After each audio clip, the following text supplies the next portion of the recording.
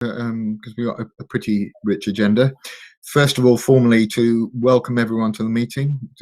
Delighted you can all you've all been able to join, and let's start out with the agenda. Apologies for absence. Councillor Gregory, Chair. Gregory, yeah. Great, thank you. And item 3 is declarations of interest. Any new declarations of interest? No. Well, excellent. And the minutes of the previous meeting, again, an accuracy first of all. Agreed. If I'm not here, yeah. Councillor Odds, you. Agreed. Yeah, excellent. And any matters arising that Speaker, in terms of next steps, we've taken all those forward. They've been taken forward, Chair. Mm-hmm. On minute number 8, capital deep dive, this is on the agenda. Yeah, that's going to be on the agenda later. Mm-hmm. Excellent. Welcome, Councillor Lynch. I think you've just joined us. We've only just started. So the only thing we passed that may be of importance is the declarations of interest. I don't know if you've got anything you want to draw to our attention. Anna? Sorry, Chair. Sorry, I've got a dog that's got one of those awful cones on. Sorry, I don't think so. But if I do, so sorry for it. It's caught up that. If I do, can I add them? If I during the meeting, is that okay? Sorry, thank you. No. Great. Okay. Well, first item is one of the key ones, which is a finance update that. Councillor Odds has raised his hand, Chair. Sorry? Councillor Odds has raised his hand. Oh, sorry. Oh, it's not coming up. That's interesting. Yeah.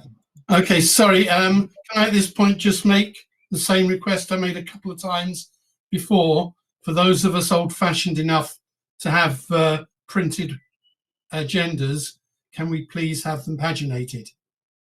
Because it's very confusing not to. Very fair point, and I'm one of those old-fashioned ones too, Harvey. And I'm going to be trying to steer this meeting without those pages, and I agree. It would be very helpful to have that. We usually do. If I could maybe just interject there, Chair. I recognise completely, Councillor Odds, you've raised that with us before. I have picked it up with the print room team.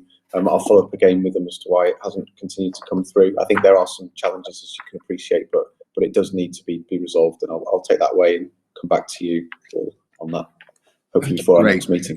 That be so recorded so that we don't have this coming back again. Great. Okay, and well, a chance for you to make the presentation, which is going to cover both the financial position and where we go on the audit, the update on our year-end audit. Sorry, Chair, I think Councillor Lynch has got her hand raised. Sorry. Yeah, go ahead, Anna. Thank you, Ian. Chair, I've just noticed agenda item 7 is in regard to adult health and social care integration. And just for the record, whilst it's on my register of interest, I am employed by NHS England and Improvement, who are out for consultation, or they have done a consultation around integration and system working. Great, thanks for that. I think again, just to note that.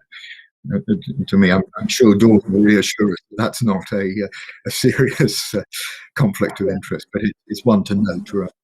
That's fine. That's one to note. Thank you. Yeah. Great. All right, Ian, can you? Great stuff. If it's okay, Chair, I just want to draw committee's attention to, and particularly to offer a big Hackney welcome to Helen, who it's her first, Helen Woodland, our Group Director of Adults, her first Audit Committee in Hackney. So I'm sure everyone on the committee want to gee, Helen, thank you for drawing attention. Yeah, can I join in and welcome you, Helen, and look forward to a long relationship with not least with this committee. This is an area of enormous concern to us, as you'd expect. Anna, you wanted to come back in. And also, I can't go without also welcoming my esteemed fellow ward councillor, who's now our interim director of finance. Group. No, what are you? What are you, Rob? Introduce yourself, Rob. Councillor Chapman. I'm Rob Chapman. I am the cabinet member for finance. Cool. I can't think of anyone, Rob, who needs less introduction. But great to have you. Thank you. I'm delighted to be here again. As some of you know, I was a member of the Audit Committee for a long period, and I'm, and I'm really looking forward to working with you all in the period while Rebecca's away, and I'm looking after it. Yeah, no, delighted you've taken up Rebecca's work with the committee. I know you share that commitment, so excellent. Right, let's try again. Great stuff. So hopefully, colleagues, councillors, the presentations appeared on screen.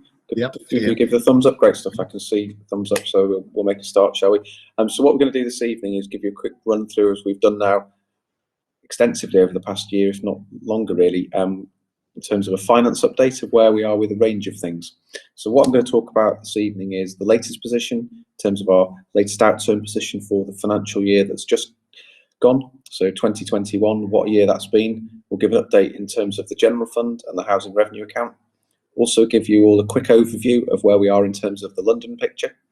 Do a recap of where we got to with the budget setting process for 2021-22, which we're a few weeks in now, but obviously need to keep a real close eye on the progress that's being made to make sure all those savings that were agreed are being delivered. Then give a update on the medium-term financial forecast and some of the emerging challenges that are appearing, but also some of the messages that are now coming through from what government's telling us. Then go on to give an overview of the budget process for 2022-23 and next steps, before ending on an update around where we are with the 2019-20 Audit the Accounts. And obviously colleagues on Audit Committee will be aware that we brought the accounts to Audit Committee back in September as we were approaching the end of the audit, but obviously the criminal cyber attack happening has had a major impact on the auditor's ability to sign off the last stages of that. And then I'll give a quick update on the proposals around the timetable for the 2020-21 final accounts, which obviously, again, a number of audit colleagues on the call will be aware of the fact that the timetable for that has been again amended due to COVID. So quite a lot in tonight's presentation, so I will try and go as quickly as I can. Happy to take questions as we are going, so please do, colleagues, raise your hands. If it doesn't look as though I can see your hands on my screen, please just shout out, or someone at least bring that raised hand to my attention. Thank you. So very quickly, latest forecast position on the general fund. I'm sure a number of us on this call can remember where we were a year ago. A very different place to where we are now in terms of the financial forecast. We were forecasting then a overspend of around about that sort of £60 million figure, but that was before we had any clarity about what was going to happen in terms of the decisions to enable authorities to spread collection fund deficits over future years, particularly in relation to business rates and council tax, but also without clarity about the extent or scale of which councils will receive emergency funding. And it's probably fair to say at this point, any clarity, and quite understandably, about how long the COVID pandemic would continue for. We also didn't know any of the details around whether there would be any scheme to compensate the authorities for loss of income. So I'm mindful that many colleagues from Audit Committee on this call are familiar with this type of slide. So we now know that we can spread the business rates council tax deficit over future years. We now know that we've received 4 tranches of emergency funding, totaling just under £32.4 million. And our latest estimate of what we think we'll be able to draw down from the sales fees and charges compensation for loss of income scheme is around £9.6 million. We're just in the process, on the basis that the final return was released to us yesterday, now doing the detailed work to fill that claim in. We've already received the first 2 tranches of payments in relation to that scheme, and we're now going through the books with respective budget holders and teams to identify what we feel we've lost over the current year. So I'm again confident that the the forecast we have in here will be at least achieved in terms of the monies we will draw down around compensation for loss of income. That gives us a shortfall overall of around £2 million for the financial year 2021, which I think is a real achievement given everything that's been going on. Obviously, we're now in the process of doing final detailed closure of accounts work, where we look to address all aspects of the council's budget. As we set out a year ago, we really want to be transparent about making sure we identified non-COVID pressures as well. Not an easy task, given so much of the expenditure relates to social care, and it is often quite difficult to disentangle the two. But we've tried to, in the spirit of being open and transparent, distill what we feel is genuinely COVID and what we feel isn't COVID. So again, you can see there a position which is manageable, and I think one which, when I compare it to what I see from other boroughs across London, is one which is, a good achievement given everything else that's been going on. Obviously, we're aware of the fact that pressures around SEND in particular, pressures on the Dedicated Schools grant continue. Government continues to make announcements about support being made to councils, but the latest support being given was very limited and targeted particularly at a number of councils, not the whole. And that's something, again, we as a council, and I'm sure Audit Committee in particular, will want to lobby on going forwards. Risks exist within the 2021 forecast. There are still some significant uncertainties lying ahead.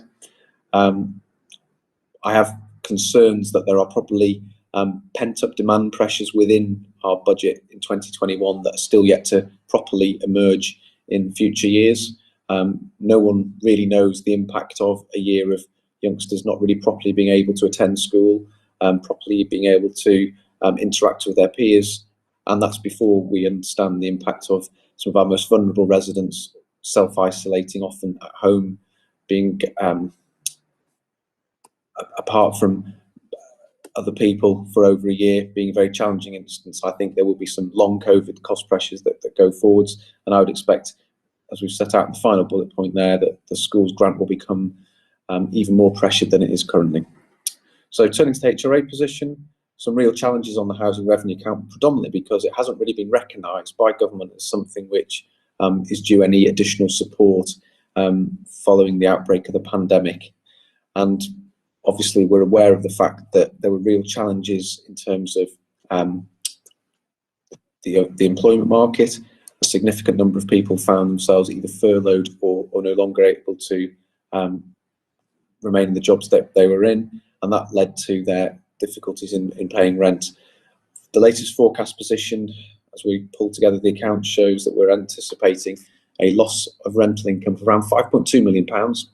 And obviously there's also been an impact of work not being done by our DLO, but at the same time, because it's not possible to furlough any members of staff, and we wouldn't want to do that anyway, would we? We've also had to see losses of income because of the lack of work being done due to restrictions on people entering homes. So that's brought additional pressure to the housing revenue account at a time when the housing revenue account was already under significant pressure. As of course, one of the big things that we're really keen as a borough to do is make sure we do more in the building of new council houses. This has put additional pressure on that. However, we have looked to meet the pressures on the finances by looking to reduce some of the revenue contribution to capital, but that can only really be a short-term fix because it's been assisted by the fact that we haven't been able to deliver the capital programme to the levels we'd want to do. And we've also been able to apply some additional costs being allocated to the capital programme. So some of the risks within that position relate to, as I said earlier, rent collection, impact of COVID on tenants' ability to pay, impact of cyber attack on our systems and information, and of course the backlog in the courts process to progress possession cases. And that position may worsen further, potentially lasting over the medium term. We also have a long-standing issue, and it's not just us, it's a number of boroughs, around Thames Water Agency costs and trying to get that collective agreement on how we treat any potential views that we've collected more money than we should have. And there's lots of different views on there, and it's something that Dawn and I particularly are working very closely on with housing colleagues. Okay, so turning to the London picture, the last borough updates showed that there's an impact on London boroughs of around £2.2 billion, and this is an increase of over £500 million from the estimate a year ago. Not a surprise, given then we weren't sure how long the pandemic would last. Broadly speaking, it's around 50-50 in terms of additional spend and losses of income. After netting off the emergency funding, the ring-fence grants and compensation for sales fees and charges, this gives a net financial impact of just under £300 million. Not surprisingly, the main areas of additional spend relate to adult social care, but also unachieved savings. And I know particularly from those boroughs that are experiencing particular financial stress, they're the ones that had set their budget for 2021 with the requirement to deliver significant savings. Lost fees and charges income across London is estimated at around £487 million. A big chunk of that, of course, will relate to parking. Other London-related factors, we're all familiar with the tragically difficult situation that Croydon's found itself in having to issue now 2 Section 114 notices and place a freeze on all non-essential spend, significant savings in the year, and also forced to apply for government support. And now on the back of having received that support, having to have some tactical interventions made. It's probably worth just adding that MHCLG have announced that 8 councils have been awarded capitalisation directive support, and in London those 2 councils are Bexley and Croydon. SEND pressures across London continue, around £100 million for the forthcoming year, or the year just gone. Turning to the annual budget for 21-22, first budget monitor, as usual, will be completed in June, so first 2 months of the year, and we'll take that report through to the July Cabinet meeting. And I was discussing with Councillor Sharman before this meeting, it's something that I'd like to bring to Audit Committee as well, to make sure again that there's that full open transparency about the progress that's being made around the first budget monitor of the current financial year, as well as the outturn performance for 2021. There's going to be a lot of financial years we talk about here, so you'll have to forgive me if I refer to them in any way and say the current year. Obviously, the main risks in relation to the 21-22 budget are savings delivery. So working closely with Councillor Chapman, we're making sure we've got in place really robust governance, really robust governance framework amongst the corporate management team and cabinet for the identification of any challenges that might emerge with the delivery of those savings, or any issues arising in terms of service impact.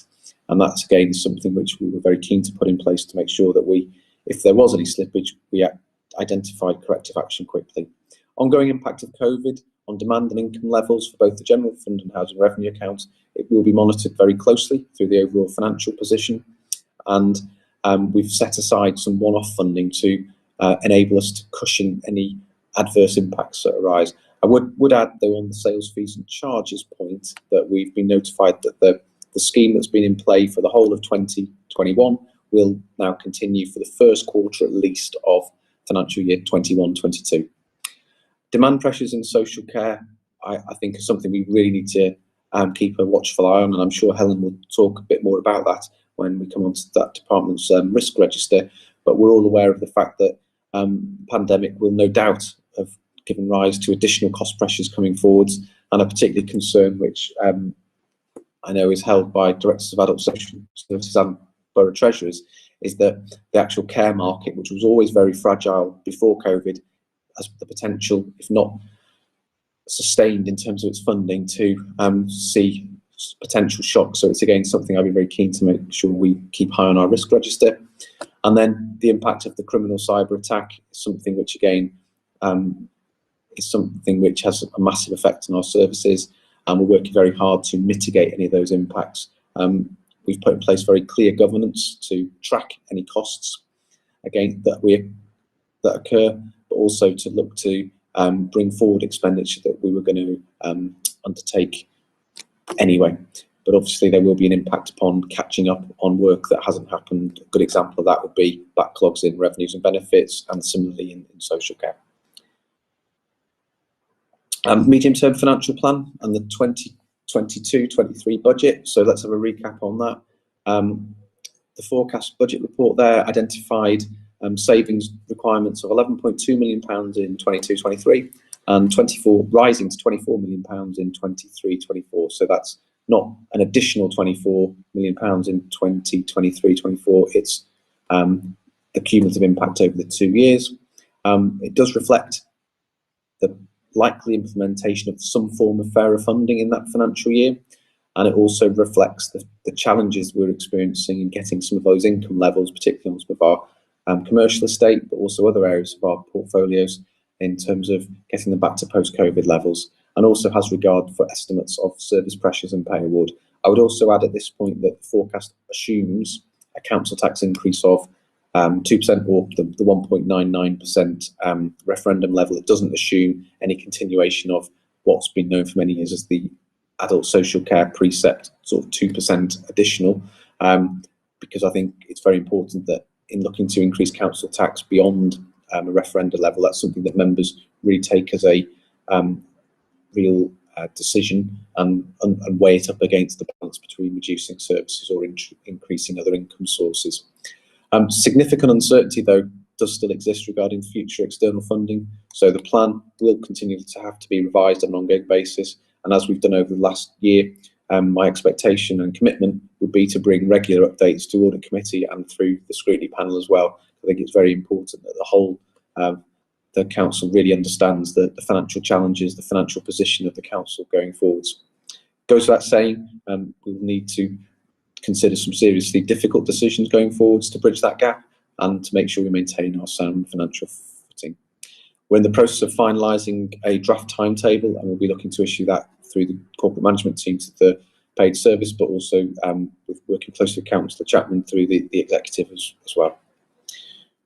Can't see any hands raised, so I'll just continue if that's okay, Councillor Sharman. Turning to 2022-23 budget and next steps. That timetable is being worked up, and Cabinet members and officers are tasked with development of savings proposals, read and further savings. We need to get to at least £11 million for 22-23. Councillor Chapman, myself, members of the finance team are holding one-to-one sessions with Cabinet members on the budget as well as their teams, and I think those have already kicked off this week, and from the feedback I've received are being very good, helpful sessions. We're also scheduling a series of opportunities to have scrutiny of savings proposals across the period July to September, where all members will be able to consider in detail some of the proposals that are being considered. I'll maybe pause there, Councillor Sharman, on the financial management side, I think, before going on to the financial accounting side, if that's okay. Yeah, no, please do. I think this is a slightly separate topic. And I wonder just, Rob, whether you wanted to come in just to say anything particularly around those sort of management or budget management issues, both of our progress this year, are we going to hit all our numbers, but also the process that Ian's just described in terms of next year's budget. Yeah, okay, thank you. There's a couple of things to say. Firstly, just stressing a point that Ian's made that,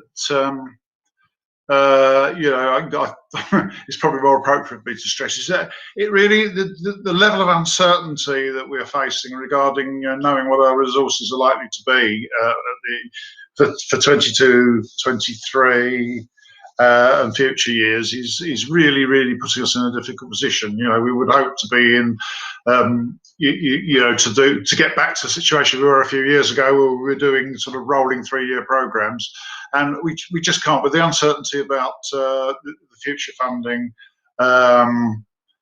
it really does make this much more difficult than it should be, frankly. As you'll have seen, most of that increase in the gap for that. I've got to be careful of the financial years there. We're talking 23-24 is really due to what we expect will be the downside, because although it's called fairer funding, I think it's fairly clear from the government agenda that when it comes to allocated resources and whatever the claims are about austerity, they're not going to. Austerity doesn't look like it's going to be over for London boroughs and Hackney. I won't say particular, but amongst them. So that's got to be stressed.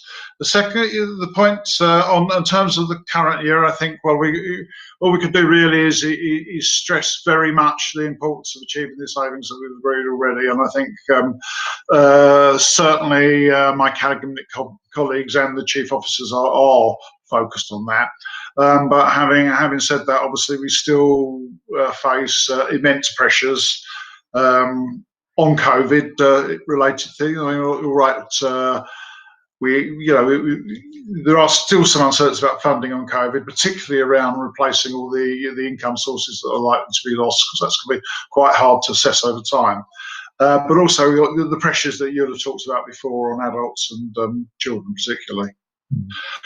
Just the process was the other point you raised. Was as I said, yeah, we got you. Well, the timetable I think has been presented. Went to the joint management team and the cabinet meeting in March. I think that's been shared with you. And obviously we're pushing on with that. And the first stage is to look at potential savings, which we're doing in cabinet chief officers over the next couple of months, with the view to beginning to sort of formalise proposals on that end of May, end of June, and going through a scrutiny and audit process after that. Great. Okay, I think that covers most of the points you raised. Sorry, I can't see anyone for some reason, but anyway. Thanks, Rob. You can hear me. You can, yeah. No, very, very helpful.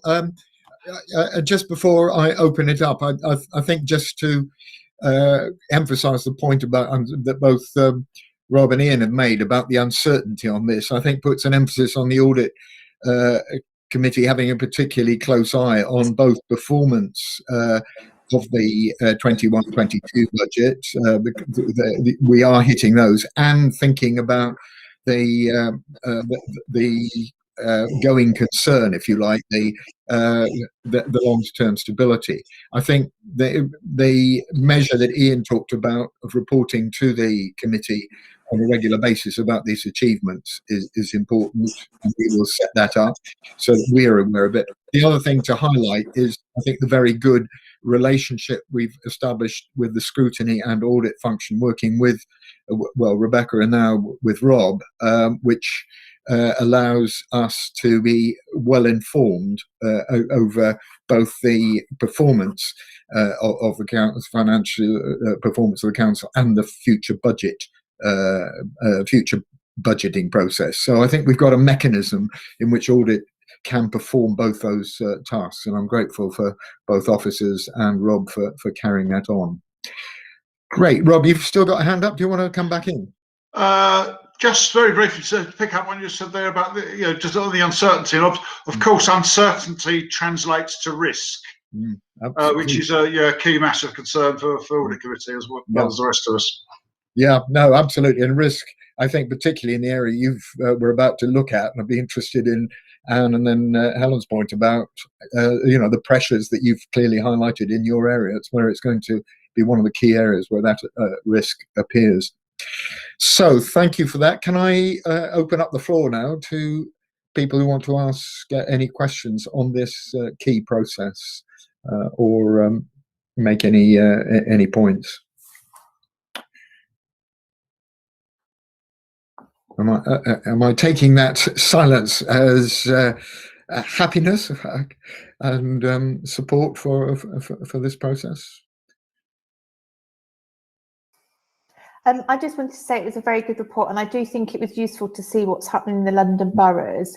And I think it's good, again, and just a reflection, obviously, of Ian and his team, and obviously our Rebecca, and obviously now we've got Rob, that we are able to steer the council quite successfully financially compared to other boroughs. And obviously it's not a competition, but you know what, World Cup, I'm sure we'd do well. But I think it is useful, and I think it's good to sort of see what impact it's had as a London-wide, because that would help us with our messaging as well as elected members as well, that this isn't just obviously it's a London-wide challenge in terms of managing the finances. So that's just my little input.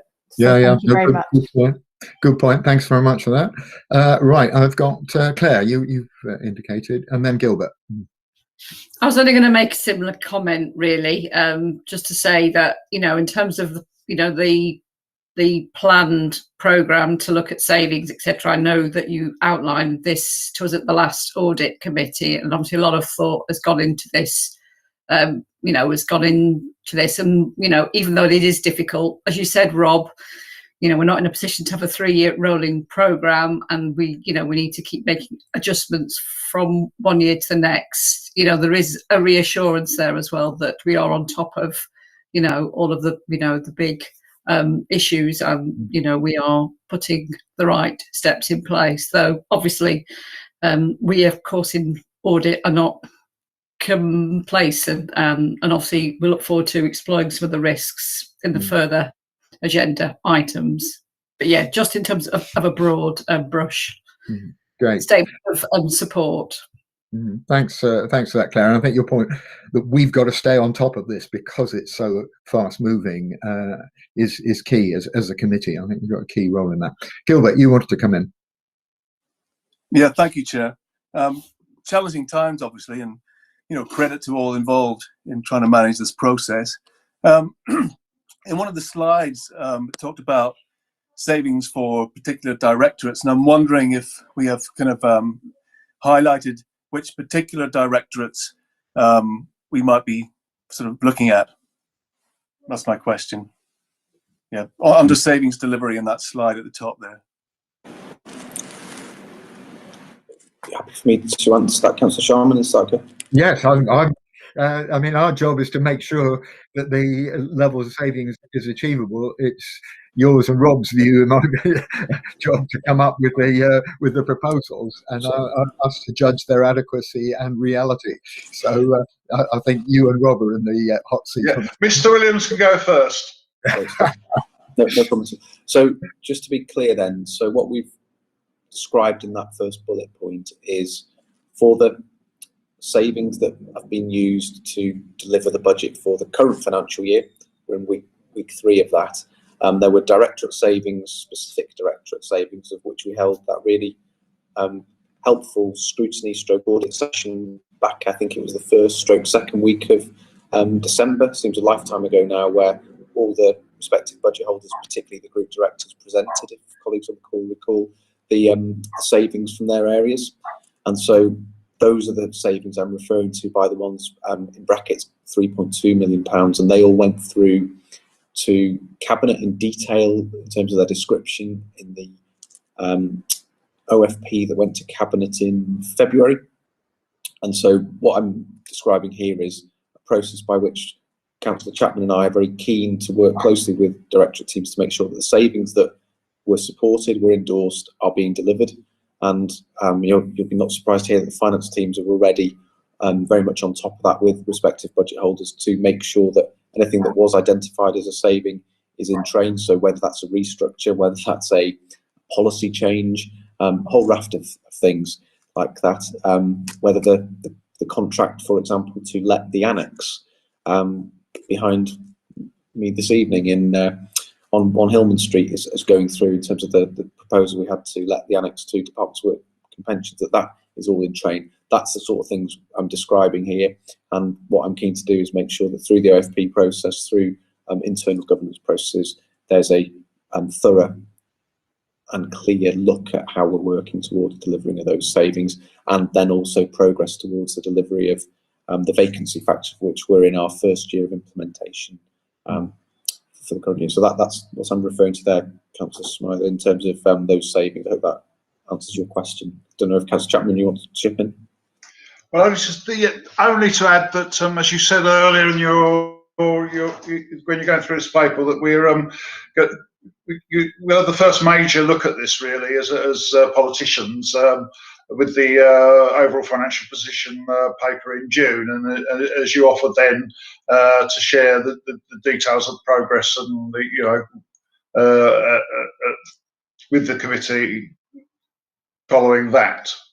Then I think that's when we'll probably come back to and we have a discussion and we'll have a clearer view of where we're succeeding and where we're having difficulty. Great, thanks for that. Yeah, well, just to reassure Gil, we will be staying as a committee on top of this process as it unfolds over the next months. Yeah, thank you. I'm new to the committee, obviously, so thank you for the update. Great. If there's nobody else, can we then move on to the second part of this, which is the 2019-20 accounts, Ian? Thank you, Councillor Sharman. So what I'm going to do on this slide is give Audit Committee an update on the position in relation to the 2019-20 accounts. So members of the committee will recall that we brought the accounts to committee back in September. They'd been presented for audit back in, I think it was in July from recollection. And that was a great effort by the team to get the accounts presented for their auditing in that time frame, given all the things that have been going on in relation to COVID. We were hopeful at that point in time that the auditors were able to give their opinion to us. There were a couple of outstanding matters at play back then, particularly in relation to factors not within our control. One of them was the valuation that was being made on the liabilities within our accounts from the London Pension Fund Authority historic pensioners that we hold within our accounts. So basically, in principle, that's former ILIA employees. That required Grant Thornton to conclude their work, and there was also an unfinished piece of work that was needing to be done nationally around how councils were to treat dedicated schools grant deficits, particularly in relation to high needs. Apart from that and some very minor queries, those are the only things really that were preventing the audit team, from my recollection, Lucy's obviously on the call, to be concluded. We then unfortunately had the tragic, the criminal event of the cyber attack that took place in early October, which meant that that had a serious impact upon the auditor's ability to sign off on the value for money opinion. It also had significant impact upon our ability to conclude some of the final queries we were looking to resolve. Alongside, I think it's very fair to say, additional requirements that continue to be placed on the audit firm by the FCA, but the FRC, in terms of the regulator who regulates the work of the auditors, as well as challenges that the auditors, and not just our auditors, but all auditors are having this in terms of the ability to just field enough team to actually do the work. That has seen the process continue to stay open, and obviously the longer a period of account stays open, the more it's always more potential for things to be identified.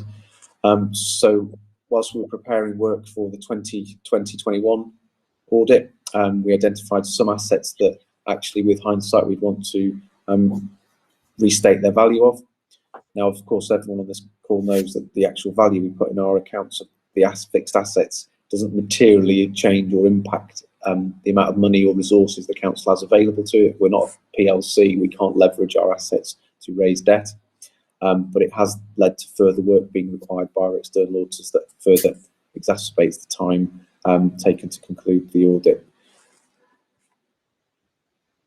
I think where we've got to with the audit team is that we're very close now to getting to a position of them issuing effectively their final audit report. And following a meeting that I held with them this evening with Jackie, Councillor Sharman, I would expect that a report will be issued by the end of next week. And then my intention with Councillor Sharman would be for that to go around to all of Audit Committee for any comments. And following that, I would look to see the accounts element of the statement of accounts signed off. As we've reported previously, the auditors aren't going to be able to sign off on the value for money opinion until they've done further work relating to the cyber attack, because of the way that opinion has to be expressed and the requirements that are imposed upon them by their regulator through the various codes that exist. I don't know, Jackie or Lucy, if you want to add anything at this point. Well, I mean, I guess what I would like a kind of reassurance from Lucy in particular, that, I mean, two things. One is that she thinks it is realistic to hit the timetable that you've just outlined, and secondly, that the differences are not, they are substantial but not material, I think is the way that, or is it the other way around? It's material but not substantial. It's the other way around. Not have to go to drive the accounts back through this committee. In other words, with those amendments, basically what we saw in October, November were still robust, and therefore our agreement then can be taken as read but offering members the chance to have a look at those. And I'm suggesting we circulate it for a week. If anyone wants and believes that they would like a more detailed briefing, I'm very happy to arrange that. If not, then I would suggest we have till Friday the 7th of May to make any comments, and if there are no comments, then I will take that as authority to sign these amended accounts off. But as Ian said, that doesn't include the VFM opinion. That's going to be on a different track. So Lucy, just I guess so that you can say, reassure us that my interpretation is correct. Here. So to update members, the total change or potential change in valuation was around £20 million in comparison to the over £4 billion that is an asset to the council. So it's financially material but not substantial. The council have adjusted the account for the investment property valuation, which is circa £8 million. And haven't adjusted for the general fund and HRA valuations because it represents such a small proportion of assets that management are content to leave those as unadjusted, and we're content for that to happen as well. And that's the only change that has occurred to these accounts since we saw them in September. Great, thanks for that. Can I see if there's anyone wants to raise any points on that, or are they happy with our suggested way ahead in terms of concluding the account sign-off?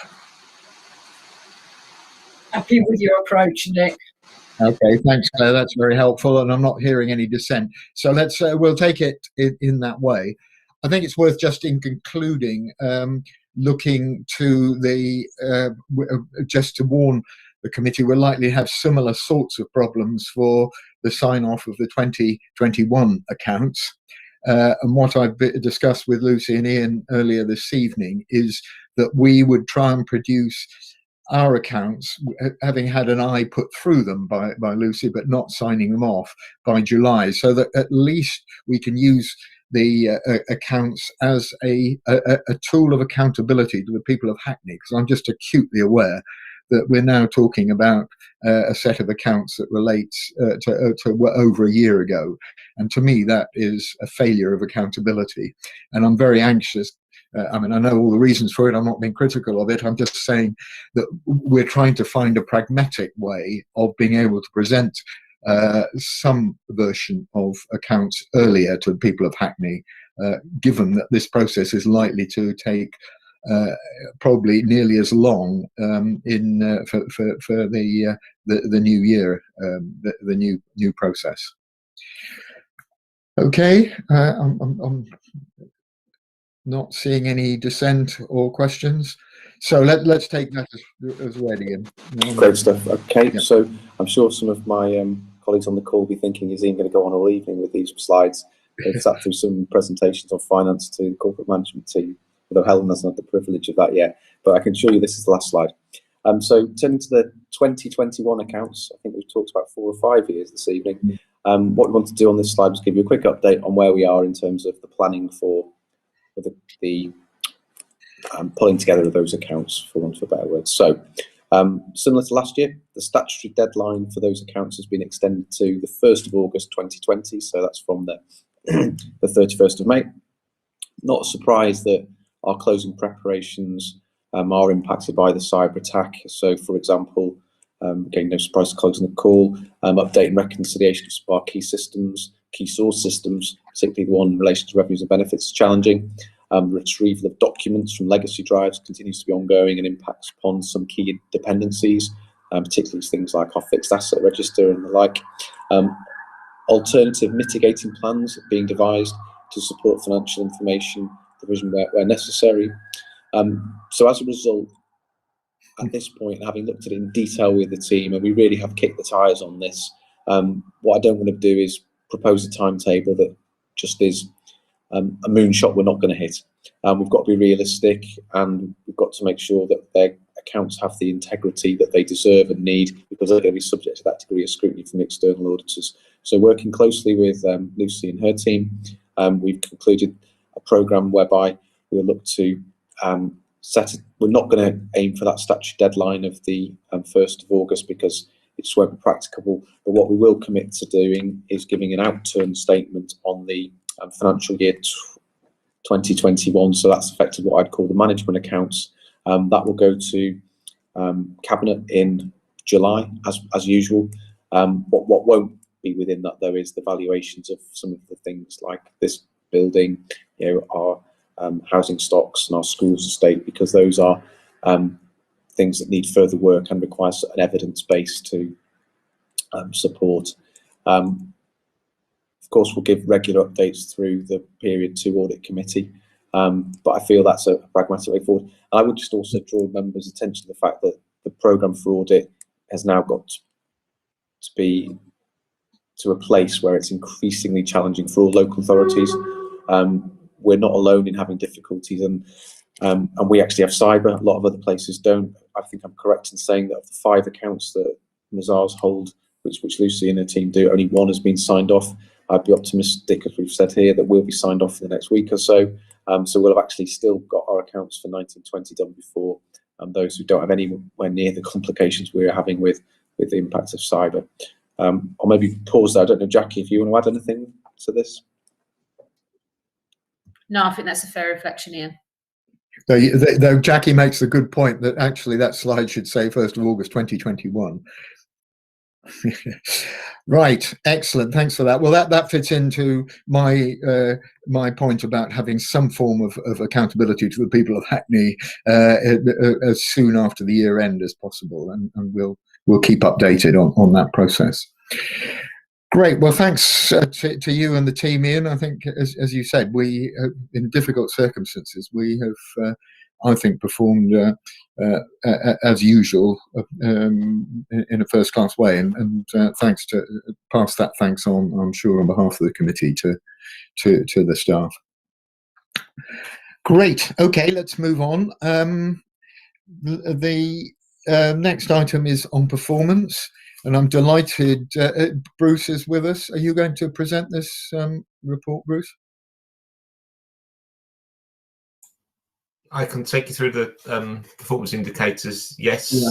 And obviously others can take you through the sort of the risk element. Yeah. Yeah. Can I just say at the beginning, it was great to see that you've managed to produce this, and I think it's actually very useful, not only for what it says, where actually a lot of our services are not a bad level, but it also points to where we've got the gaps because of the cyber attack, and so I think it's quite a useful picture of where we are, and perhaps you can say a little bit about that and the recovery process.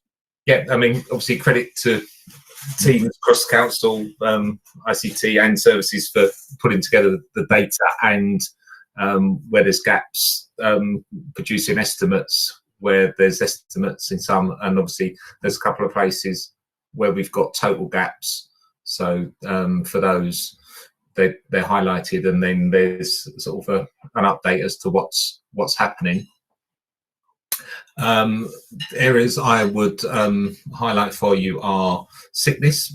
Obviously, sickness levels are higher than target, but they are starting to fall. They are starting to fall back again now. But the main ones I suspect you'll probably want to focus on will be the levels of rent arrears. Whilst that's an estimate, it gives you the ballpark that the figures are in, and the average time for voids relets, and there's an increase in the number of PCNs, sort of around sort of recovery of the economy and people out on the streets more, and the ability for us to have wardens back out on the streets again. So they would be the main areas I think you probably want to focus on. Great. Yeah. I mean, I think it ties into the point Ian was making earlier about the potential pressures on the HRA. You know, I mean, there's a very clear link there, and I think we're going to have to come back to the HRA as an issue, but this clearly indicates that issue. Colleagues, any points? You know, I thought the rate and ranking income, voids, PCNs. I mean, the other issue that perhaps you might touch on, Bruce, which is the temporary accommodation numbers seem to be what the pressures there are because of all these other the temporary accommodation numbers haven't been updated, but the trend before that obviously was rising, and that will be, those pressures will continue as before. So it's the same. No, it was a gap that I was worried that we need. You know, it does seem that has big financial implications for us, and we ought to be see if there's a way that we can get at least a sort of feel for how those numbers are developing. That's my only point. Yeah, that's one we are working on. We will get this way. Right, colleagues. Yes, Gilbert, come in. Yeah, thank you, Joe. Just on the temporary accommodation, excuse my ignorance, but basically, what is our exact obligation as far as the government's concerned? I mean, I know that we have to house anybody who's homeless. Can we just speak about that for just a few minutes, just so I kind of get it in my head exactly where we're at with that? Is that possible? I'm looking anxiously across. I don't know if there's anyone on the call who can. I mean, we can certainly make sure you're properly briefed, Gilbert, but whether we can do it at this meeting. Sorry, Councillor Sharman. Yeah.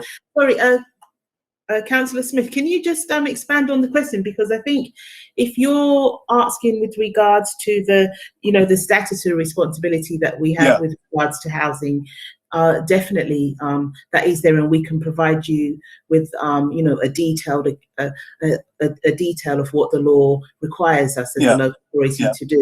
Is that where you? Yeah, that's exactly where I'm coming from. Yeah. Yeah, so that's something that And excuse my ignorance on that one. No, that's fine. That's fine. Yeah. I mean, great. Okay. Anyone else want to come in on these performance data? I think it's important we do have a sense of what our outcomes are. Claire, yeah, please go ahead. I mean, I think it spelled out very clearly, and Bruce, kind of referenced all of the key areas, really. I suppose it's just what I just wanted to say is my ongoing anger, which we all share, that the cyber attack, happened, and particularly during the pandemic, it would have been bad enough anyway. And just the kind of impact on our residents, and the additional pressures and what you've had to cope with. So my comment was more general in that sense, really. I mean, I think it is very explanatory. It's a very well written out report, and as Nick said, it does show really the impact of the cyber attack on our residents, our community, and it sets that out very well. Great. Yeah, no, I agree. Great. Okay, thanks for that. Let's move on then to corporate risk. Matthew, are you going to do your brief? I'll just give you a quick overview. I mean, obviously this is a brief overview. It's a scorecard of the corporate risks which were last presented at committee in the January meeting. The risks, especially COVID and cyber attack related ones, have details at the moment almost changing on a daily basis, and as you can expect, remain very high. We're going to have a full report of this register actually at the meeting in early June, which is only 6 weeks away, and that register, the full version, is being finalised at the moment. Within this scorecard, in terms of what's changed since January, the Brexit risk has now been taken off for obvious reasons, but obviously remains something that does pose numerous risks across the services, and you can see it being subsumed in other risks. Also, the fire safety risk remains extremely important, but it's now back solely on the neighbourhoods and housing register at the request of the group director there. As I say, in 6 weeks you will get the full version, and it will probably be different even to where we are today. So obviously any questions welcome now, but the full one is at the June meeting. Great, thanks. I mean, one of the things we need to address is future pandemic, the one that you've got at the top there, how we are going to be better prepared for that. Especially with the talk today of, you know, a third wave and the new variants and so on. Yeah, no, we're not out of this by a long way. Great. Yes, Gilbert, you wanted to come in, and then Anna. Sorry, I don't want to dominate, Chair, but I'm just intrigued. Could you talk a bit about climate risk there as well? That we factor in that a bit too. Yeah. Yeah, I mean that's one of the you know, the crucial risks on our register, and again, it's funny you say that. It's really changing at the moment with the news of the revised Environment Bill 2021 that the Conservatives are looking to change this week, and the revised risk again that you'll see in a couple of months. You know, talks about the risks, you know, that we pose to ourselves, whether we're going to be able to you know, stick to the ambitious targets that we're setting. So yeah, well, let's come back to that. It's a key issue that we certainly need to keep in mind. Anna, and then Harvey. Sorry, I know you've given me a paper copy, but I've got a bit muddled up with different risk registers. I think this might actually be to Bruce, but I don't know if we're allowed to do it. Look, I preferred post-op Freddie, shush. It was about, and I know I'm mindful Ian's here and it's part of his new portfolio, is around on the previous item, there was something about workforce.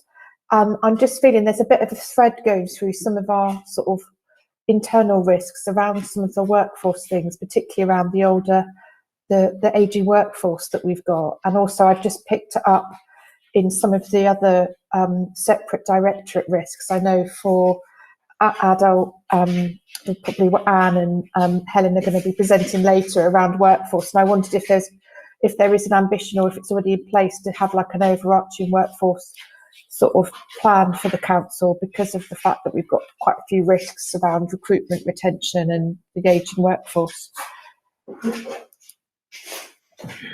Well, it's an issue we ought to, yeah, I mean, seeking reassurance from the management team that is clearly is a risk. Have we properly evaluated it? And I think it's a good question we can ask of them.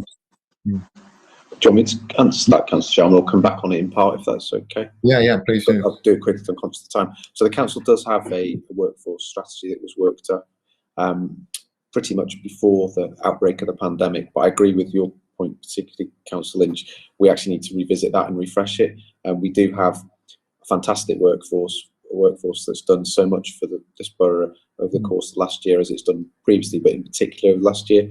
But what it has highlighted is there are some real issues, and you've touched upon one in particular, which has been a long-standing challenge for us all, which is that the workforce is ageing, and in particular where we have a number of roles that have to be performed that are very manual by nature. That has a, we all know, I sort of put myself in this space, I can't run around the park as quickly as I could 10 years ago, as an example. My mind might want to, but I know the legs won't allow me. The refuse workers, bless them, with the big bins and stuff. So it's an area which we are aware of, and we need to do more work on to actually find the right solutions to that. So I think it's something we can revisit, Councillor. Yeah, no, let's pick up both the climate, get those signals both on the climate and the workforce, and ask Matthew if you can work on those for the June report. So we can reassure members that those have been properly considered and mitigating measures put in place. I think very, very good points. Harvey, you wanted to come in, please. Yeah, just briefly, first of all, on what Ian just said about the problem of the ageing workforce. I think we can look a bit on the bright side with that, with our apprenticeship program. It will, to a certain extent, help to address that. I mean, I know we're very often looking on a doom and gloom side, but I think we have to include the positive factors as well. And on that in particular, I notice on the risk register, the risk that has got the greatest upward travel in terms of risk is pressures on temporary accommodation. I was wondering if possibly that could be partly due to one of the very minor silver linings of the pandemic, in that a lot of rough sleepers have been taken off the streets, and that has added to the pressures on temporary accommodation. So while the risk has increased, it could be that, you know, we've addressed something that we needed to for a long time anyway. Good point. Yeah, very good point. Again, I think I've expressed a worry about the temporary accommodation for exactly the reason you've said, Harvey. And I do think having a sort of fuller look at this at the next meeting would be very helpful, both in terms of its financial impact, but as you say, in terms of what the reasons were that are driving it, and we can have a proper assessment of its long-term impact. Great. Well, that very helpful discussion. And Matthew, I think you've picked up all those points that councillors have made. So it should guide our review for June. Just conscious of time, so unless there's anything else, we've still the capital outturn programme. This, fortunately, the outturn seems very close, but given that the measure was for the last quarter, you know, there shouldn't have been much variation on that. I think the real test now is whether the new processes that our deep dive review has put in place for the 21-22 capital budget is going to be better than we've performed in the past. And I know we're going to come back to that and keep an eye on that through the year. So unless there's any points on capital, I propose to move us on to our very patient colleagues in adult and children's services, and we can have a look at those risks. I'm not seeing anything. So, Anne, are you going to introduce this, or are we? How are you going to share it? No, well, we're shared entities. That's and has been. So Helen is first on the agenda. So Helen, do you want to go first? And we're doing them separately because we've been. Okay, we'll do it that. Excellent. Yeah. Okay. Yeah. Thank you. Thanks. Mm-hmm. So I'm not going to go through all of the risks. I'm assuming people have gone through the report and looked at the register. Mm-hmm. I think it's probably worth highlighting some of the ones that have come up in discussion this evening. So primarily with public health, I think it's being really clear that whilst we might be returning to business as usual, or trying to, most across the council, the pandemic and the impact of the pandemic is going to be an ongoing pressure for our public health team, and it's going to be a large part of what they're going to need to do going forward. So for us, that's quite a risk, particularly in terms of not having that surety around the funding that will be there to support that work that will need to be ongoing. In adult social care, we've talked a bit about the fact that we haven't got a funding settlement as yet. So we had the white paper, which obviously talked about the benefits of integration and the direction of travel, which was very helpful, and has highlighted that a settlement is coming, but we don't at the moment have that. So again, the pressures that we're likely to experience in terms of increased demand as a result of COVID are going to be coming fairly soon, and we don't yet have a clear idea of when and how that will be funded by central government. I think similarly, to highlight one of the things that came up around the fragility of the care market, there is, I think, great concern around the providers that we have relied on for the past year facing greater financial pressure, and really being quite delicate in terms of some of their financial stability going forward. So I think those are the key pressures that I wanted to highlight. Happy to take any questions. Yeah, thanks very much, Helen. That's very helpful. I mean, they're certainly the ones that I picked out. Colleagues, any further points that people wanted to make? Gilbert? Thank you, Chair. Yeah, just on the care market, it's something that we kind of been discussing a bit in the Skills Economy and Growth Commission in terms of care infrastructure. But I would be interested to find out, in terms of the financial pressures they're under, is it to do with pay and conditions? I mean, the bottom line is, or just demand? You know, what is it that's driving those financial pressures, please? So for the older persons care market in particular, they've had increased costs around infection control, around PPE, around backfill of staffing, because obviously they will have had numbers of staff that have had to self-isolate or who have had COVID. And actually for our care homes, one of the issues is, and there's no real delicate way to describe this, but their void level is greater because people have passed away. So there are actually less people in the care homes, which means that their level of voids is greater and the level of profits is lower. So I think all of the things that you mentioned around pressures around wages are there and have always been there, but I think those pressures have been enhanced because of the increased demand that we've placed on them through COVID. I'm sure that's right. Any other points to Helen? Yeah, I mean, you mentioned. I mean, we've mentioned the ones I picked out, Helen, were obviously ones where you're in the red.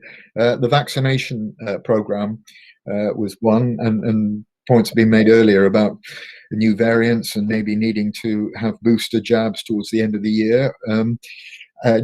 We've mentioned staff, and I think that's helpful because I think we really need to understand what the pressures on staff are, and we'll certainly come back to that. So maybe we can expand that alongside with you, looking at the corporate risks as well as the specific area here, and the lack of information because of the cyber attack.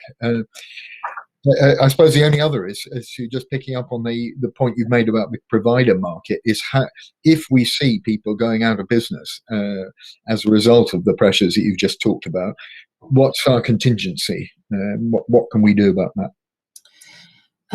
So in a way, in Hackney, the double-edged sword in that we actually have very few care homes. So the biggest risk of providers going out of business is in care homes. So for home care, there are a multitude of providers in London where we can source alternative care. Where it's someone's home, we don't really want to move them, so we have to do everything we can to ensure that that provision keeps going. So we have a very small number. We have 4 care homes in Hackney, and we work very closely with those homes.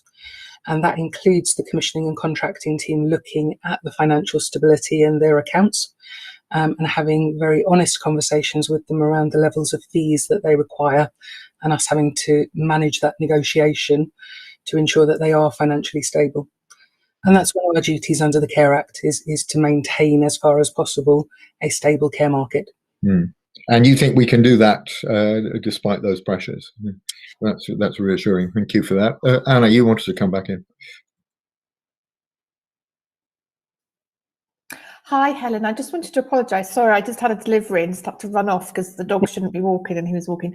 I think it's just probably we just talked about it, but obviously one of the red risks is around the recruitment, and not so much the recruitment, I think it's the retention of staff. And it sort of says the cyber attack has cited a key reason, which seems an absolute sad thing, isn't it, really? And I guess we all know, I'm a healthcare professional as well, but there is that thing where people just want to do their job, and having the tools to do that when they're disrupted, I'm sure has added to that. But has there been mitigation provided by Rob's team and other people to sort of help prevent that happening, so that we can sort of reduce maybe the number of whole-time equivalents that are leaving sort of citing the cyber attacks? I'm sure there is, but it'd just be good for other members to understand as well, maybe that what things you've probably got in place already to support that. So I think, to be clear, the risk to staff retention around the cyber attack, and I'm sure Anne will say something similar, is the level of professional risk that we're asking individuals to carry. Because if they do not have the background of a case, they do not have some understanding of the situation, we are still asking them to make a professional judgment about what is best for that individual. And without having all of the information to do that, some of our staff find that really very difficult. So some of the mitigation absolutely has come from our IT colleagues who've worked incredibly hard to get us case notes back, and that I'm really pleased to say that went live last week. So we have a much greater level of information now. And some of it's about how we support staff as a management team to help them to understand and manage those risks on a professional basis as well. And we've put a lot of effort into giving guidance and support and supervision around that. Great, thanks for that. Yeah, I identify that problem. Excellent. Well, I'm not seeing any other things, so thanks very much indeed, Helen. Yeah, we will want to keep a close eye on this. This is one of the sharp ends, not only of the pandemic crisis, but of our financial pressures. So this remains a core thing. So I certainly hope we can keep in touch. Yeah, before we look to see you again reporting on risk. Absolutely. Great, thanks then. Right, over to you, Anne. Thank you. So good evening, Councillor Sharman and members. It's good to have made it, I suppose, through to this stage after what was just an extraordinary year. And Helen and both Ian have made reference to it, but I just must start by paying, thanks beyond measure to colleagues, both within my service and across the council, for how they've stepped up this year. They came into public service to serve the community, and they've certainly had that tested. So I just want to say that. We've had, I think on balance, 3 really significant events. We had the COVID, which started about, in earnest this time last year. We had the service restructure, so it's lovely to welcome Helen, but the split of adults and children's, which the service have had to deal with, and some interim leadership, and of course we've had the cyber attack. So the resilience of staff has been stretched beyond measure. So I'll just take you through some of the risks in children's and families, which is mainly children's social care. Though of course that service is the youth offending and young Hackney service, and then do Hackney education. And I suppose we're here for audit because finance always remains a risk. And Jackie knows back from her days in working in the service that the really big risk to challenge on this is who comes through the front door, and actually late costly placements for young adolescents. And they remain a significant risk. Be true to say, mainly due to COVID, that what's come through the front door has reduced. And actually, to be fair, it's not only COVID. We've done a number of practice developments to make sure that cases and issues are directed at an earlier stage to whether it's early help or give support to the referring agency, as opposed to taking that case through. So we have noticed a throughput through the front door that's reduced. It's slightly seasonal as to whether schools have been open or not. So our biggest, throughput was during the period from September to December, when there was some period of normality. And it will be very interesting to see how the settlement goes through this next period where we go up to the summer. So we have had increased.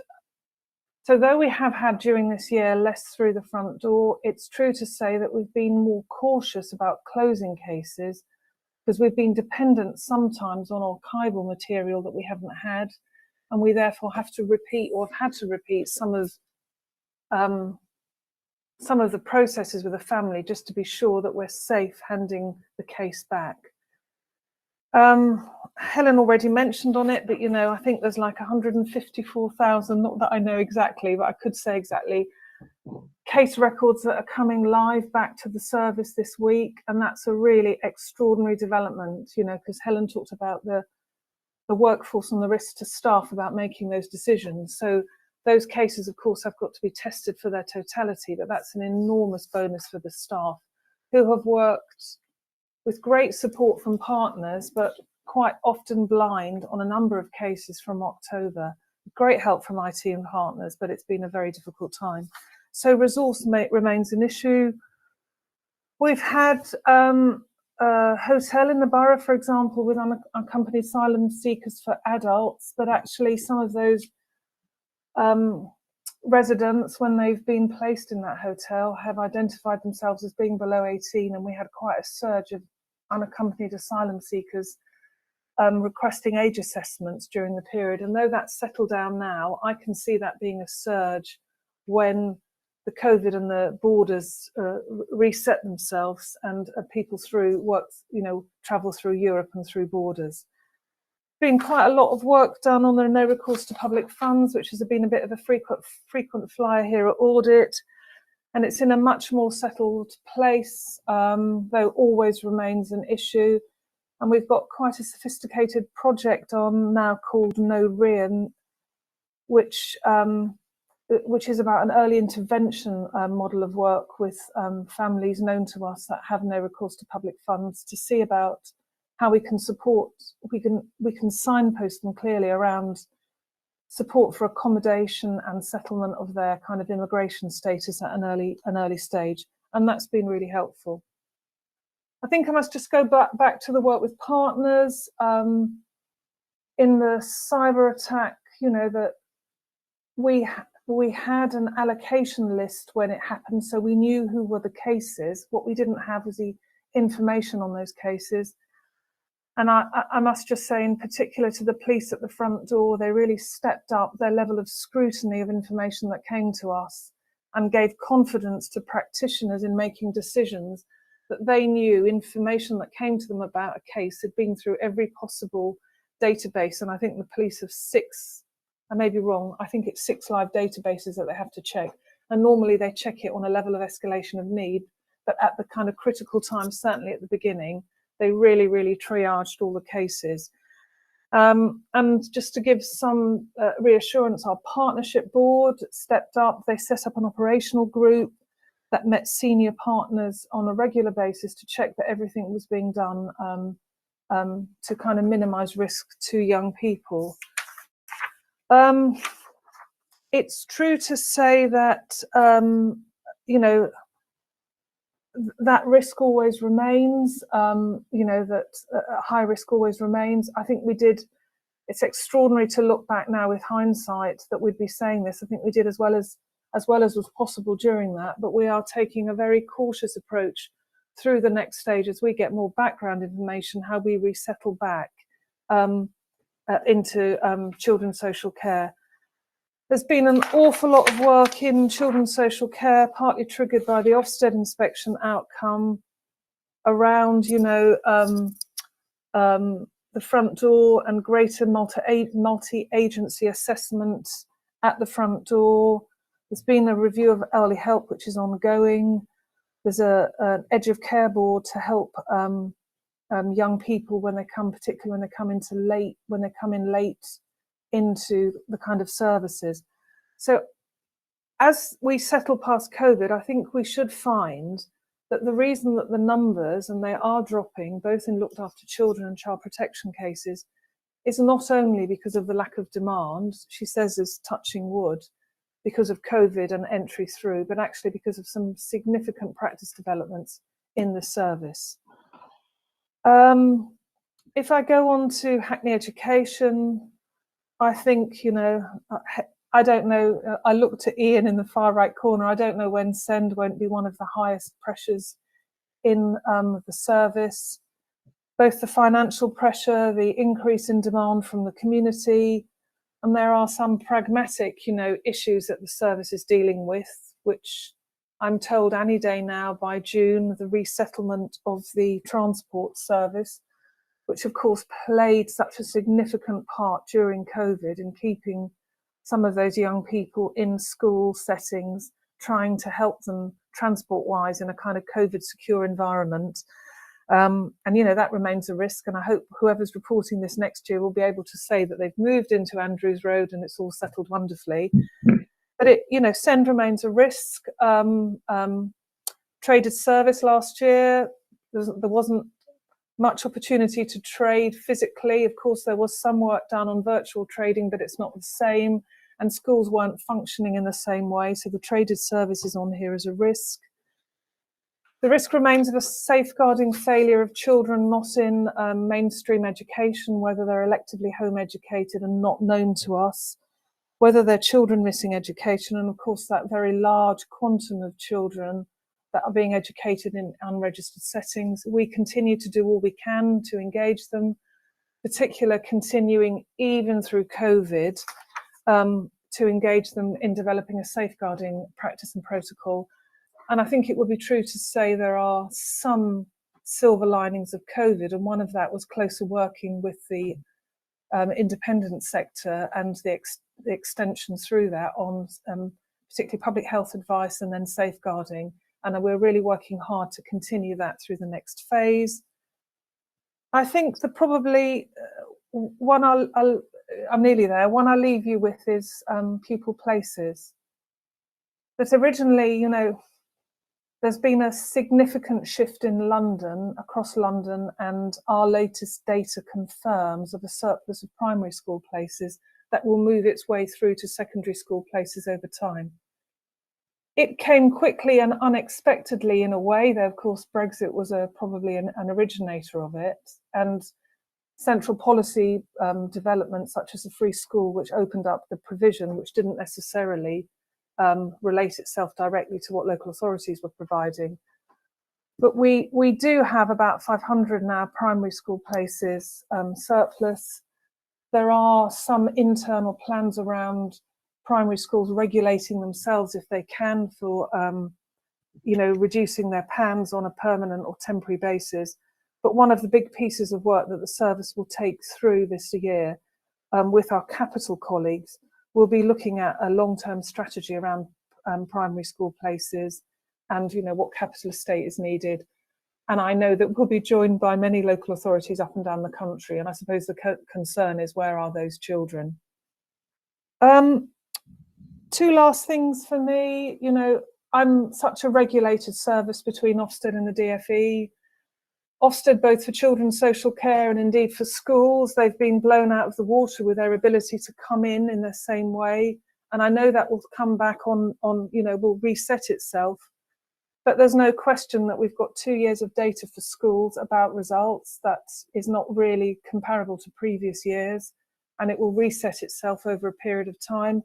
And the service will be very sensitive. You know, Hackney Education is very sensitive because it's often one of the triggers that directly gets you into a school to look, well, things aren't going well because results, it's not the only trigger because results have moved up and down. And the DFE, of course, are very anxious about the cyber attack and the impact on our ability to know which children need safeguarding and what they need. And I suppose with the help of, you know, with not only Ian and Rob in ICT, we've kept very close contact with those regulatory authorities to provide reassurance of all that we've done. And I suppose the last thing I'll end, I started with the workforce. They have worked across the system with, you know, significant risks, and Helen has said that. And, you know, as a council, we've done all we can to support them, to steady them. And you know, the question, well, ongoing work will be needed to do that. We've had advice from legal about, you know, giving our colleagues reassurance that decisions they make are made within the information they have available at this time.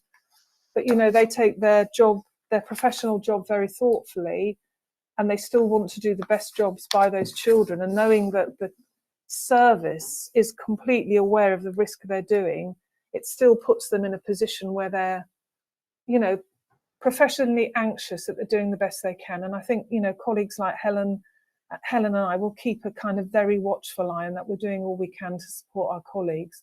But there's been no significant staffing change. But I think it'd be true to say across London and across the service, people are frankly too busy dealing with COVID and the cyber attack necessarily to be looking for future jobs.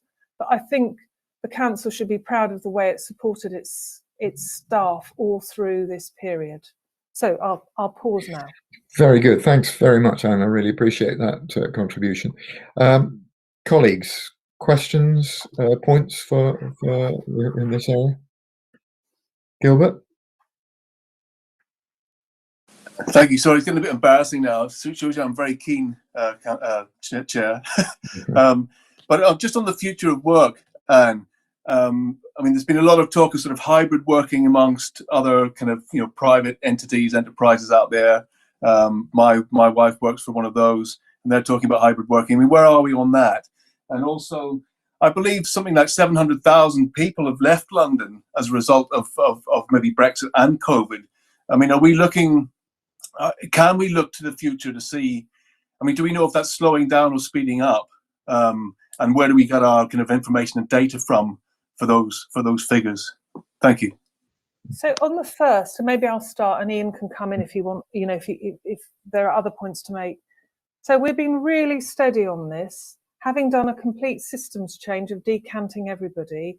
I think staff feel very comfortable with working from home, but they do miss the opportunities of coming into work. And the general plan long term will be a mixture of both, and an operational, the operational group in the service will start to develop kind of leadership and management support for colleagues to refine their skills in working in that way.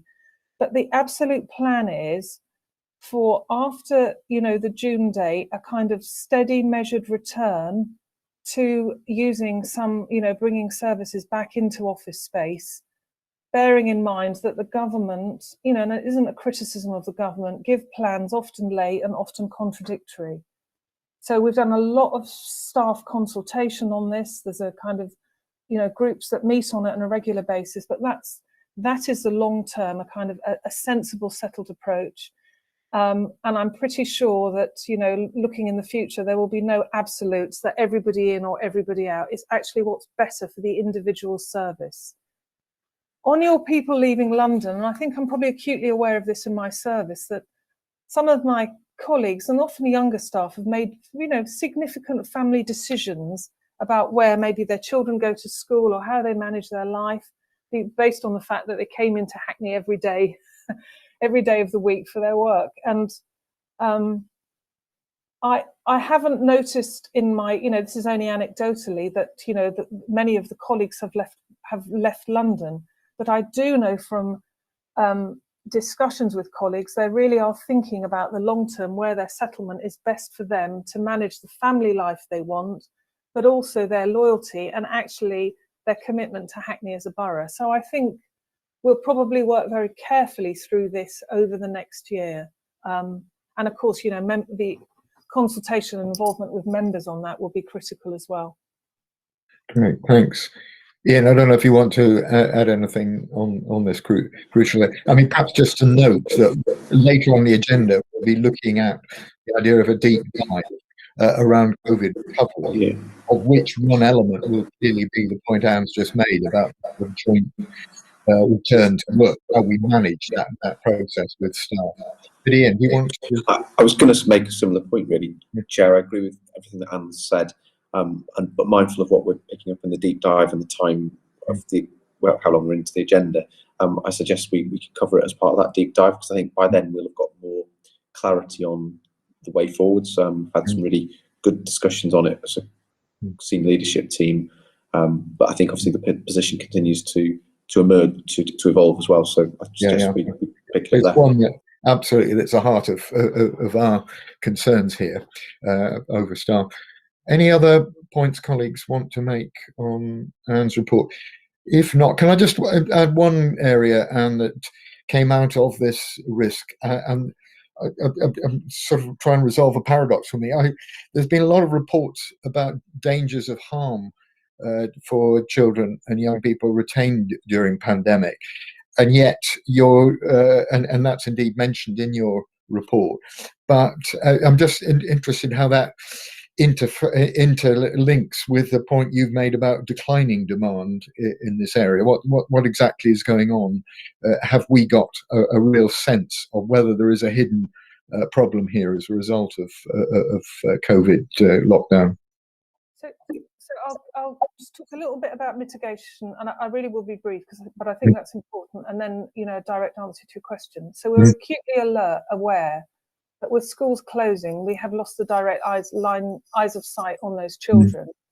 And also they haven't had opportunities to speak to a trusted adult in a secure setting about issues. We pretty immediately set up a vulnerable children's group between children's social care, early help in schools and Hackney Education. And we tried to kind of triage the risk on individual children and keep access to them. So if the child wasn't coming into school but had a social worker, make sure that the contact between the school and the social worker was consistent, efficient, and, you know, determined. So we tried to mitigate the risks. We've a lot of staff briefing out, a lot of briefings out to schools about helping, you know, young children and adolescents.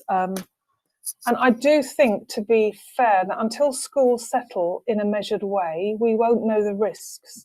We have a very clear eye on the front door. So when schools opened up in September, or when they opened up before Easter, it was a really thoughtful watching what comes through the front door to check there's not surges. But I know from data we've had earlier in the week that the reduction of, say, even 2-year-olds taking up the offer and 3- and 4-year-olds taking up offers has significantly reduced. So those children are not out accessing services where there are eyes of sight. Ofsted would say that they've had notification of an increase in a number of deaths to very young children during this period. Not necessarily malicious or otherwise, but just that the kind of wraparound care isn't there. And all I can say is that we have not had a significant increase. We've had a steady declining decrease, not had a significant increase when schools have opened. But we have absolutely highlighted the issue with heads, with safeguarding leads in school, with our health partners, to be on it and aware of it when we start up. And there's lots of work going on with schools about supporting children, health and well-being, and confidence coming out of the pandemic, you know, to settle back into kind of ordinary life and learning. Thank you. Councillor Sharman, you're absolutely right. Yeah, thank you for that reassurance. Great. If any other colleagues, can I just finally sort of couple of points in both paying tribute to Anne's contribution to this service and commitment to it. I've seen during the reports that you've made over the last few years a real confidence that you've developed among management and staff. And secondly, the point you've made about paying tribute to the staff, and just as I'm sure we'd all want to pass our thanks on, as we did earlier to Ian, I think both you and Helen's staff are absolutely at the front end of an awful lot of pressures. And I think on behalf of the committee, I'd really like to that to be passed on and say that we really do recognise the pressures and thank the staff for really heroic efforts actually over the last year. Great. Okay. Anna, you wanted to. Are you indicating? Nick, I know you've just made reference, but I think I'm sure you'd want to just remind members that Anne is retiring. Yeah, no, sorry. My point was to try and pay tribute to her as part of that. But perhaps I didn't. I was assuming everybody knew that, and I just wanted to pay our tribute to it. So just in case people don't know, Anne is retiring, and I wanted to say on behalf of us all that she's made a real contribution to the council and how grateful we are to her. Sorry, that didn't come clear. Yeah. I've said bye already, Anne, haven't I? In the corporate parenting. Yeah. Great. Yeah, Claire, you wanted to come in. You're on mute. I have really appreciated Anne's input both into the scrutiny commission that I've been on, children and young people, and obviously here at Audit and other areas of council work. And I really appreciate the detailed and thoughtful approach she takes with her work. So I'm really going to miss Anne, you Anne. So I just want to say you're very much appreciated. Great. Well, I'm delighted. Yeah, as you can see, my feelings are fully supported, and we will miss you. Great. Okay. With that, we move on to a rather drier subject in treasury management, and you've always been very patient. And can you just take us through the treasury management report, please? Yeah, thanks, Chair. I think now I've seen normally my chance kind of like about 8 o'clock, so I think I'm fine. That's all right. So yeah. So on the treasury management for this committee, and on the assumption that the report has been read, if it's okay, I'm going to quickly go through the highlights of the report, and that should cover the whole report mostly. So in terms of the investments, end of March, we were at 70 million compared to 122 million at the start of the quarter, which was in Jan. And the reduction in the investments were mainly because of high level of backs, which we normally get during the last quarter, which is a normal trend in our cash flow. So that's on the investment side. On the debt side, there are no major changes. We are still about 77 million in debt, which is PWLB, most of it. In terms of the investments and the credit quality of the investments, we have again maintained it between A+ and A. Our strategy says it has to be A- or higher, so we are well high in terms of the investments we have, where the money has been invested. The other main thing within the quarter was the CIFA. They launched their consultation on the changes they proposed on the Treasury Management Code and the Prudential Code, to which we responded within the deadline. So these were the key things within the quarter. Yeah. Thanks. And your reassurance is that the basic economic framework within which we're operating is reasonably stable. It was the sense I got from your report. Yeah, it is stable, but we it was mentioned before that the world we're living in it's a bit it's not predictable. Interest rates remain quite low, but yeah, but we are still quite stable as compared to the previous quarters. Yeah. Thank you for that. I'm not getting any questions from colleagues, so thanks as always for your keeping an eye on this key part of our activities, without which we wouldn't be able to run as an efficient organisation. Great. Okay, let's move on. The next item, I guess, is Michael Sheffield, is it, on the internal audit plan?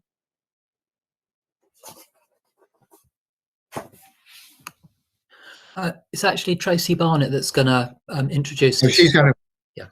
Yeah. Tracy. There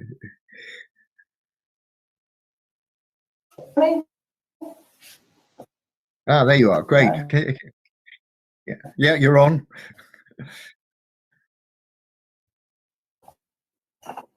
Yeah, see you really good, everybody.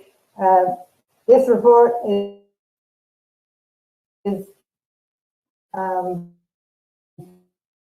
presented to you our annual plan for 21-22.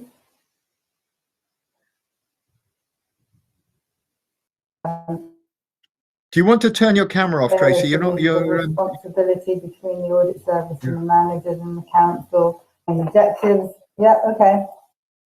Yeah, it's just that you're coming through. The sound isn't terribly good, and it can be improved if you just come through on sound. If you try that.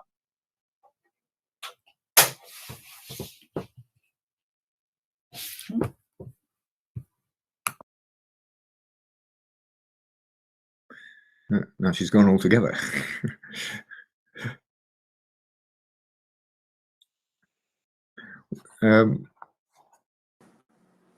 Chair, could I suggest Michael, maybe go on, either Michael takes the item or we move on to the next item? Yeah, sorry.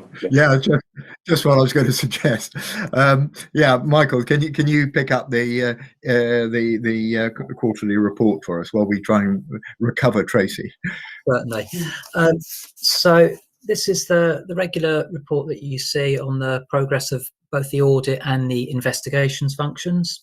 So you'll notice that obviously there are issues at the time being in terms of how much work we've been able to complete compared to usual. So in terms of the audit, the percentage of the plan is currently standing at 86%, whereas it should be 90%, I think, at this time of year that we would have aimed for.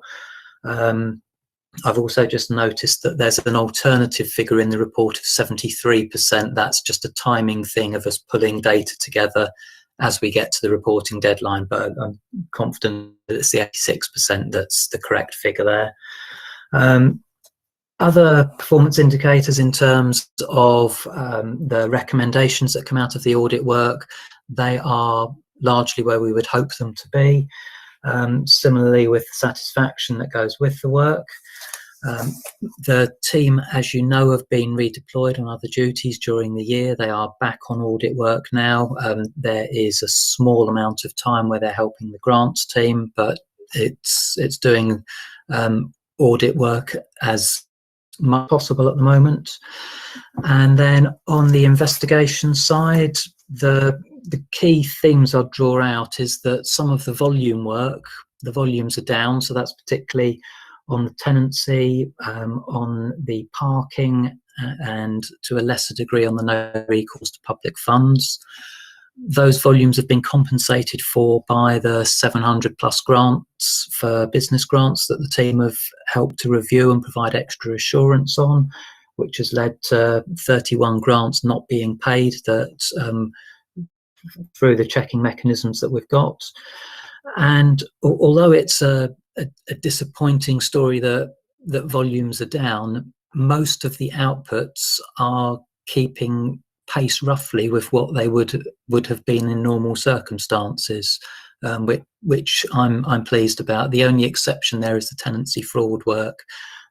Obviously there are issues about being able to get into people's homes at the moment for work that is not critical in terms of the guidance that has been issued. The other key thing I'll draw out on the investigation side is you'll note there's been a number of prosecutions in the last quarter that have come through. There were 5 for blue badge offences, which we were quite pleased to see that the courts handed down pretty much the maximum sentences that were available for those. And I would just use those to illustrate the backlogs in other people's systems as well. Those cases were actually first in court last July. They were not difficult cases. 4 of them were uncontested. One of them, the defence that was put forward was someone pleaded not guilty in court and was then reminded that they'd actually admitted to everything when the audit team had interviewed them and promptly changed the plea back to guilty. So these were not the most sophisticated crimes. They were not the most difficult things to prove, but there was still a substantial time period to get them through the court system. So I will not go into further detail than that and take any questions that you may have. Great, thanks, Michael. I mean, I think the reassuring thing is that we have covered most of the work despite the pressures, and secondly that your overall conclusion that we are continuing to run a sound system, they're at high level compliance with our systems, and that I think with all the pressures on people is vastly reassuring for us as the audit committee. But as you say, it does highlight a crisis in the justice system, which we know is getting very serious. Okay, colleagues, any questions to Michael? Any points? Great, thanks very much. I don't know if Tracy's back with us, or Ian or Michael, whether you could do a quick summary of the audit plan, because I do want to be able to just No, sign that off. Yeah, Tracy's just messaged to say that she's having some technical issues. So, Michael, you have to do it, or I'm happy to do it, whatever's easiest. Sure. I'll talk you through. It's not going to be as fully detailed as if... No, I don't want a detailed one. I want to focus on the key areas that you want to cover, and particularly the staff resources and impact of COVID. If you can just say something particularly about those. Certainly. So as you'll be aware from previous years, it's a risk-based plan. We draw inspiration from many sources. Key amongst those is the risk registers. There's significant input by the service areas. Where there has been changes to the control environment, that also ramps things up. You will note that there are a number of IT audits in the plan following the attack that we've had. And whatever other sources of assurance are available also feed into that plan. So, for example, there's been external reviews, then that will be taken as assurance where that can be drawn.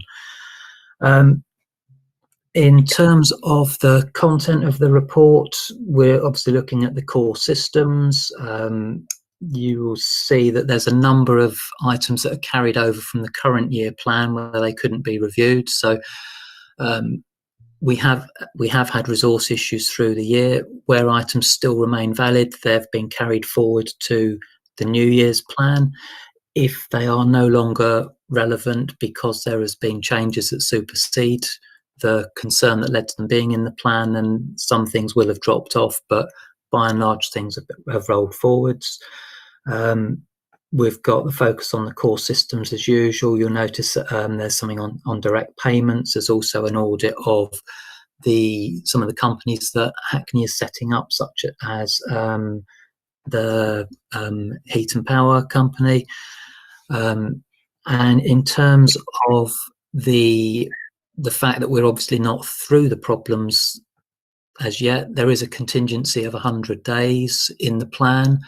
So that allows for auditors being redirected to other work if in the event of a third wave, to help with work that they are already undertaking to support the grants while that comes to a head at the moment. So there is a contingency there. If we have a change in for the better, then there will obviously be other work that factors into that, and we will be looking to pick up concerns as they might arise through the coming year. If things materialise that are not currently known, there will be resource to deal with that. Great, thanks very much, Michael. Any points about that sort of balance of planned activities? I think very sensible to have some reserve in this plan. I think that's quite appropriate. Okay, if not, thanks very much for that, and thanks to the absent Tracy who presumably drew up this plan. Great. Okay, let's move on then. Item 10 is the annual report, which is actually going to be required. Annual report, yes, is going to be a required thing under the new government proposals, that audit committees have to report to the full council on their annual report. And so I would be expecting to present this in the first meeting after the annual meeting. I think that's right. So we're talking about end of June. So if people had a chance to read it, it's fairly straightforward, taking us through the past. Ends with my tribute to my fellow audit members for keeping faith with the audit function through the year, and particularly to the finance department, who I found first class in supporting that work and very committed to it. So I'm taking that as read, but this is your report as much as mine on your behalf. So I'm assuming you're happy with it. With that, move on to item 13, which is the review of whistleblowing. I don't know, Michael, are you going to report on this one? I am, yes. Thank you. Chair, just before I cover that, can I just check? I think that for the audit plan, we would be after committee's approval for that. Dawn, correct me if I'm wrong, but just to check that we do have that if it's needed. Yeah. Thank you. Yes, no, I'm sure Dawn's going to tell me that that's one of the decisions we have to make, and make it a clear decision, isn't it? Yeah. Yes. So we hereby resolve, and I'm not seeing any dissent on behalf of the committee to that. Yes, getting up. So great. Thanks very much. Thank you. Thanks, Michael, for that. Okay, so moving on to the whistleblowing report. This is the annual update on the numbers that of investigations that originate from whistleblowing. As I say, I think every year it's a small number overall, but it's an important system that we have that gives voice to people who would otherwise feel unable to report concerns. It's far better that we know that there's an issue or a potential issue and have an opportunity to look into it ourselves, rather than people feel that they need to go further afield as a first recourse. So the numbers are small. Over the last year, there were 2 reports that came in through our whistleblowing hotline. So that is a truly independent source that's available to people, and it's not our favourite way of receiving reports, because you get less information. You can't go back to someone necessarily, and there's better ways of receiving information, but it's better than not having it. The numbers that came through the whistleblowing hotline over the last 12 months showed a dip on the year before, but were roughly in keeping with the numbers for preceding years. From talking to HR colleagues, I wonder if the reason for the dip in the numbers is that there were also dips in terms of grievances and other such things, and there's a possibility that that's maybe because people are out of the office, away from potential sources of friction. Restructures have been placed on hold. Quite often they go hand in hand with people feeling dissatisfied and raising issues, whether they're legitimate or more rightly belong in the grievance category. So that's a factor. In addition to those 2 that came in via line, there were another 2 that we would term whistleblowing, but were reported directly to the team or to managers.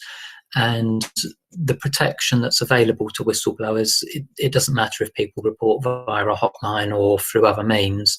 We still have a duty of care to people to make sure that they don't suffer a detriment from having told us something that's a protected disclosure. So the numbers are small, roughly in keeping with what we're used to. And I suppose the only other thing to flag is that our current provider of the hotline has recently been taken over. I'm in the process of setting up the new contract with the people that have taken over that old supplier, so it will be business as usual under a different name. Great. Thanks. Thanks, Michael. Very helpful. As you say, it's a sort of safety net reassurance that there is something for staff, an important service. Great. Okay, with that, we're in the final stretch. The item 14, the capital deep dive review, is something I asked that we ensure that we've got a good follow-up to our deep dives, and I was delighted to get, I think, an excellent report from Jackie, who reports the measures that various departments have taken as a result of our recommendation and the commitments they made to us in that deep dive. It looks, I think, very promising. I think that would summarise it, Jackie, as in terms of people's commitment to taking that seriously, is the way I read it. I don't know if you want to sort of add any points on the report. Thanks, Chair. The only thing I think I would add is that obviously one of the main things the report reports back on is a setting of targets for 21-22 in terms of the 20%, and that is 20 being within 20% of the forecast. And really, I suppose the proof of the pudding to a certain extent is going to be in the eating. So when we start to see the forecast coming through next year in the Audit Committee, we'll be able to see how we're performing against those targets. Yeah. No, absolutely. And I've asked that, well, we'll get our regular quarterly reports, but I think this time next year we can look at how we have performed overall across the year. So, no, absolutely. We've got one of the best kind of performance indicators here we could have. So, and the other item I wanted to raise under this item was the proposal which I circulated to colleagues for the next deep dive, which is that we should, as I said earlier, look to COVID recovery as being something that we would look at. Ian, do you want to just say something about how we might go about that? Certainly, Chair, and colleagues, hopefully have had a chance to look at the paper that was circulated this week to them in terms of our next proposed deep dive. I think what we wanted to try and do this evening was just whittle down and agree that what we've called really the key lines of inquiry, for want of a better word. I think where we got to as a team, we were suggesting a selection of those that we've highlighted in the report were picked. So really happy to sort of have that conversation now, or we could maybe ask members to write separately to maybe yourself, Councillor Sharman, and myself, to say which of the, I think we were recommending, was it 3 they went for, from recollection? Yeah, I mean, I think this is an opportunity for people to express their views if they have any, but it's not the end of the process. What I'd like to do is keep it open, and then for us, I will, with Ian, winnow those down to what we think would be the most useful ones. But I wanted to get any input. One of the inputs I've taken from this discussion this evening is certainly the workforce issue. Be very much part of what we look at. But if members have got any other suggestions now, or want to have a proper look at that, it remains an open issue for which we can always adapt anyway. Gilbert, you wanted to come in. Yeah, thank you, Chair. Are we talking about kind of a COVID recovery plan? Is that the kind of thing we're looking at? Or have we thought about a kind of an overall COVID recovery plan? I know that certain boroughs around the country have formulated such a plan. Are we looking at doing that? Well, I think it's, as always, audit is here to ensure that the management decisions are robust. So it's investigating what the various recovery processes in different areas and quizzing those areas and doing a bit of a deep dive. It's not our job to do the plan itself, but we do want to be reassured that a proper planning framework has been set, and given that we can't cover the whole council, what's suggested here is concentration on either a sort of top level across the board, or literally a deep dive into particularly vulnerable services. So those are the sort of dilemmas that we got. Ian, do you want to just add anything to that? Yeah, I mean, I think in answer to your question, Councillor Smythe, obviously the council, mayor and cabinet last year, if you recall, took a refreshed corporate plan to council and cabinet in July, and the intention is to do a similar update to similar timeframes again in July. Is what our plan at the moment is. Obviously, when we took the report in July last year, we didn't expect the pandemic to have lasted as long as it has done. So we obviously need to now refresh and revise some of those plans. So actually, in answer to your question, we have had a plan, and we are revising that plan given that where the world's moved. But absolutely, as you described, Councillor Sharman, let's hone in on some here. I think the workforce one, which sort of arose earlier this evening, is probably quite a good one to draw into, about how we're looking to bring the workforce back into play. And I know as the senior leadership group, we've done extensive work on that, and so that is something which we need to manage very carefully and obviously sensitively as well. As you can appreciate, staff, and particularly some staff groups, have real nervousness about to return to work, consequences of travel and all that side of things. As you can rightly imagine, I'm just trying to remind myself from the key lines here of which one that would easily fit into. I suppose it's B, looking at it. But we can always adapt these. Those, can't we? Yeah. Anyone got any other particular sensitive areas that they're concerned about as we recover, either in terms of the service, impact on service, or people and communities? And these are designed to be helpful to the administration, is to look in depth and come up with recommendations to how we can do things.